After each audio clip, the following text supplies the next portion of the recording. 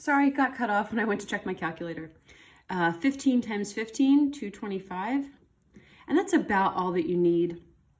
You know, maybe in a rare occasion you'd have to go higher. But here's a list of all of my perfect squares. I want to keep that out because when I reduce square roots, I'm not going to be asked to reduce the square root of 25 or the square root of 100. I'm being asked to reduce things that are not perfect squares. So you could get a calculator, you could figure out what's the square root of 20, and it's going to be some decimal, maybe between 4 and 5, because 4 times 4 is 16, and 5 times 5 is 25, so somewhere between 4 and 5. Some crazy decimal, but we don't want the decimal. We want to reduce it, leaving a square root if necessary. So here's how it works. I'm going to take 20, and I want to figure out what times what makes 20. Not just randomly though. Like I know 1 times 20 is 20, and 2 times 10 is 20, and 4 times 5 is 20. I want to pick what times what is 20 that includes one of these perfect squares.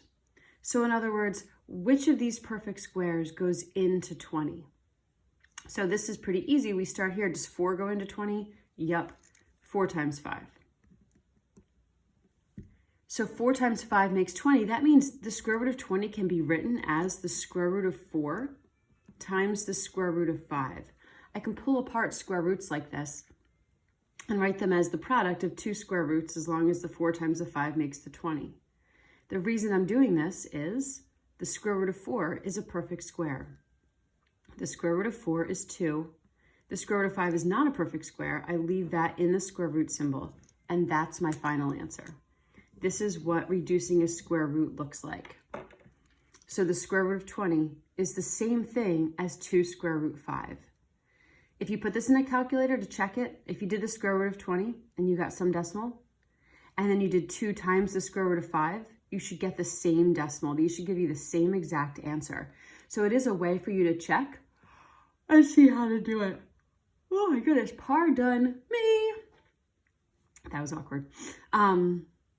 Okay, so that is what we're doing. We're going to take our thing that's in the square root, figure out what goes into it so that one of the things that we're picking is one of these perfect squares. And then we're going to rewrite our problem as the square root of the one times the square root of the other, get the square root of this, and now my square root symbol is gone because the square root of 4 is 2, and the square root of 5 stays in. Let's look at another one, square root of 18.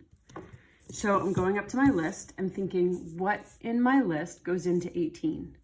So does 4 go into 18? No. Does 9 go into 18? Yes. Sorry, this is annoying. So 18 can be written as 9 times 2. So I'm going to write square root of 18 is the square root of 9 times the square root of 2. The square root of 9 is 3. 3 root 2. That's my answer. Okay, pretty easy at first, especially with these numbers that aren't too big.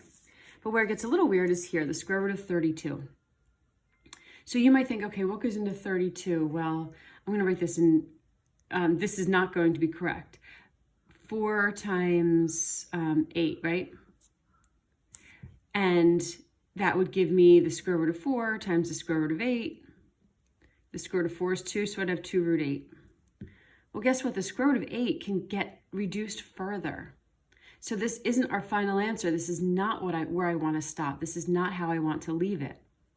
Because there was a bigger perfect square that went into 32. So here's what you have to do as my numbers get bigger. I have to figure out what is the perfect square that goes into 32 that's the biggest in this list. So yeah, 4 went into it, but guess what? 16 does as well. 16 times 2 makes 32. And 16 is a much bigger perfect square than 4 was. So I want to think about the square root of 32 as the square root of 16 times the square root of 2. The square root of 16 is 4, root 2. That's my final answer. That's completely reduced. 2 root 8 is not reduced enough. 4 root 2 is.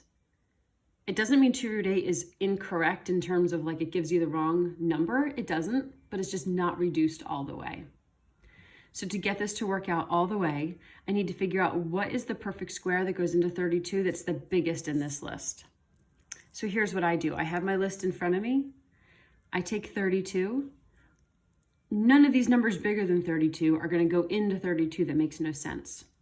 So I'm going to start here and move backwards. So like, does 25 go into 32? Nope. Does 16 go into 32? Yup. So I'm done. 16 times 2. If I start at the left, I might pick a perfect square that's too small. So we'll see. It's going to come up again. Let me see any one of these. Well, we'll move on, and when it comes up, I'll say it. So square root of 75, go up to my list. Here's where 75 would fall. So let's go move in. Does 64 go into 75? Nope, nope, nope. Yep. So 75 is 25 times 3. Yes, you may use a scientific calculator for this to do all the dividing and stuff. Square root of 25 is 5. Square root of 3. Final answer. All right, try the next one on your own. 700. You pause it, come back. So instead of me, I'm going to keep going, but you should pause it, come back, make sure you get it right. So 700. Now that's, if I'm going to start on my line up here, 700 is so big. I'm going to have to really just go with the numbers that I have on here. Does 225 go into 700? You could try it. It turns out it doesn't, but 100 does. So we get square root of 100 times the square root of 7. So 10 root 7.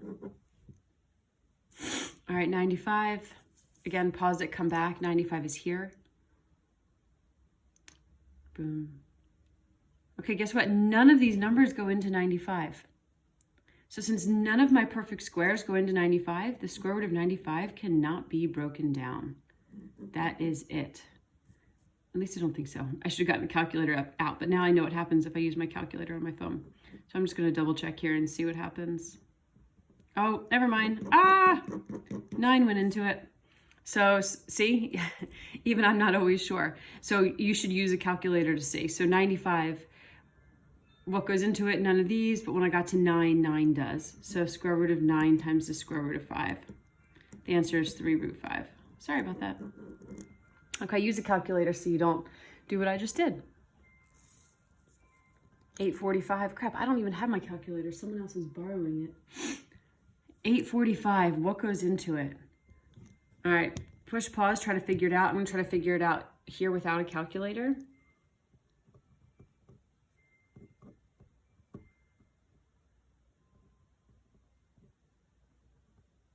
All right, turns out 169 goes into it. So this is the square root of 169 times the square root of 5. So we've got 13 root 5. And last one, 294. So take a minute, see what goes into it. I'm going to just, without a calculator, do it here.